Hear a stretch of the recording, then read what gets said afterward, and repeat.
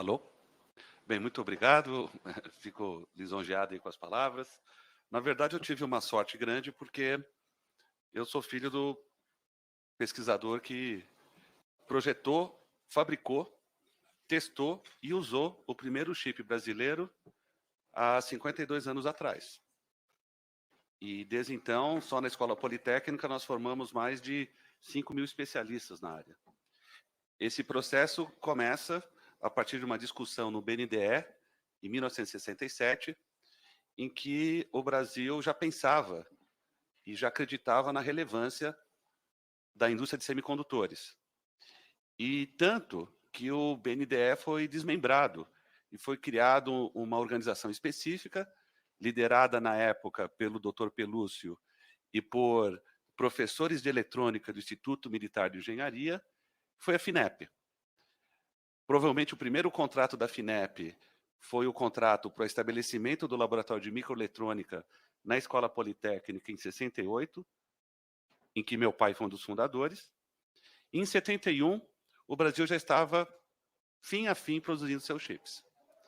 Nós pegávamos o mineral de silício, a gente purificava, a gente processava o ciclo Czochralski, a gente puxava lâminas de silício com 1 polegada ou meia polegada, a gente já tinha que fazer purificação de terras raras, a gente fez o projeto dos transistores no arranjo bipolar, esses arranjos transistorizados viraram circuitos analógicos, e esses circuitos analógicos foram encapsulados na Escola Politécnica e integrados em equipamentos de instrumentação. Acreditem, em 1971, 5 anos antes que a Coreia. O que aconteceu, gente? Bem, vamos lá. Antes de mais nada, semicondutor é hardware. E hardware é hard.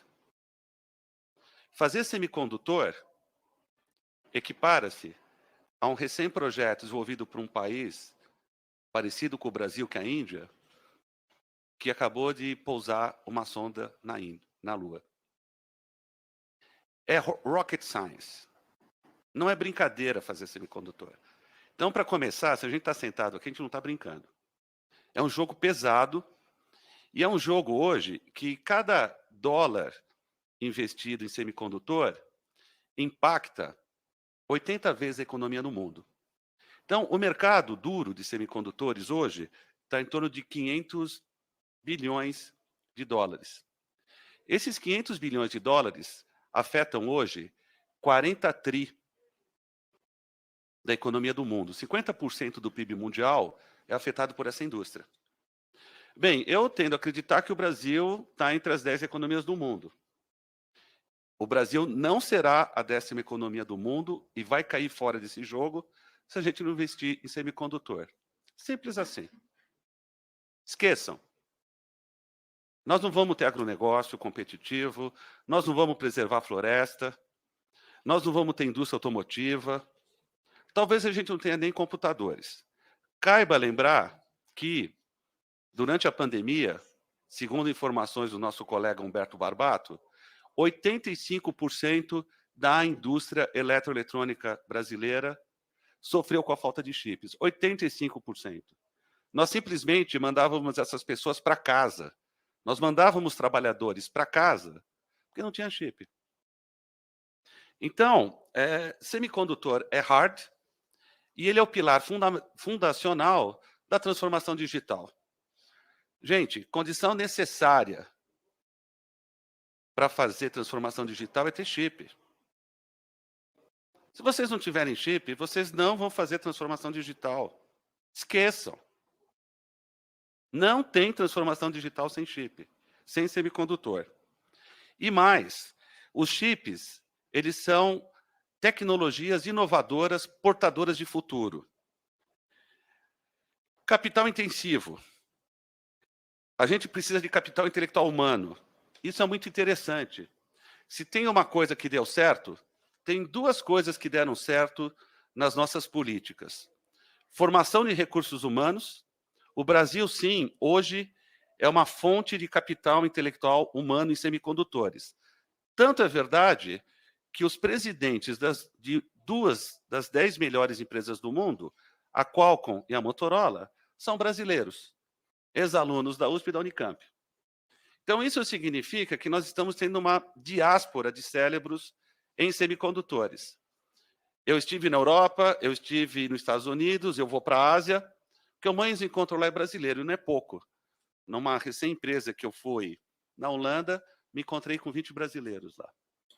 Ou seja, talvez não faça nem sentido a gente investir o que a gente está investindo em capital intelectual humano, porque esses garotos simplesmente vão para fora do país. Tá?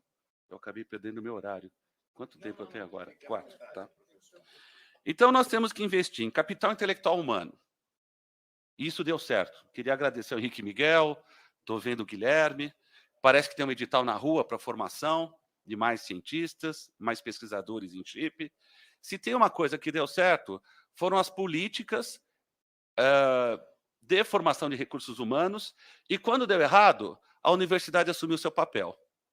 Então, a gente continuou formando aluno com ou sem dinheiro de políticas públicas. Porque um dos problemas que nós tivemos ao longo desta década foram políticas erráticas na área de semicondutor. Políticas oscilantes. E isso é um problema. Nós temos que trabalhar junto com o Congresso, junto com o deputado Vitor Lippe, criando política de Estado para isso.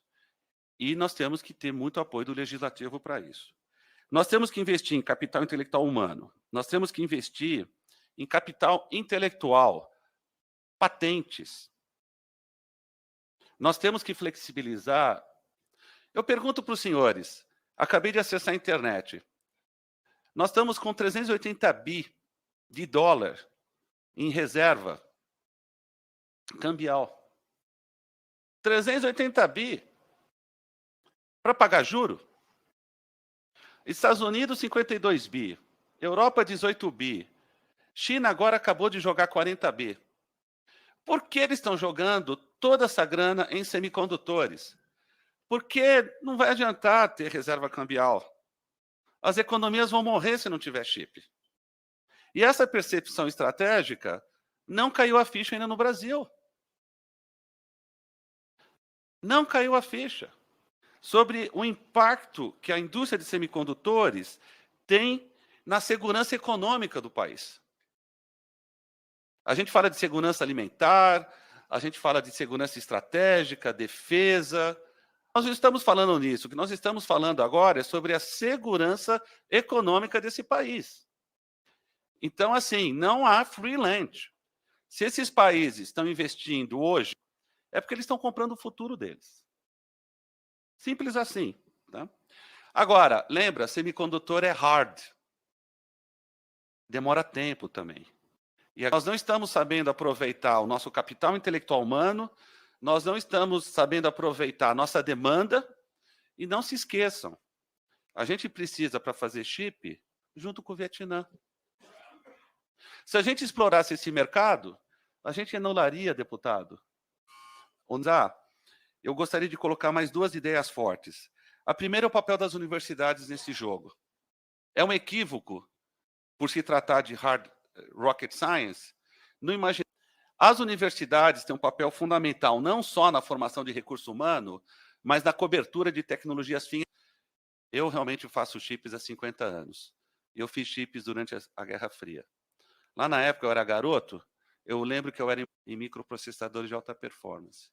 No dia seguinte, a USP assina um acordo com a ARM, um dos maiores provedores de propriedade intelectual para chip. Nós não estamos sendo embarcados pelos Estados Unidos. Caipiras. E, infelizmente, nós vamos ter que tomar um lado. O Brasil. E se a gente ficar isolado, nós vamos jogar dinheiro público pela janela. É isso daí. Em respeito ao tempo aqui, agradeço, desculpa ter passado do tempo. Muito obrigado.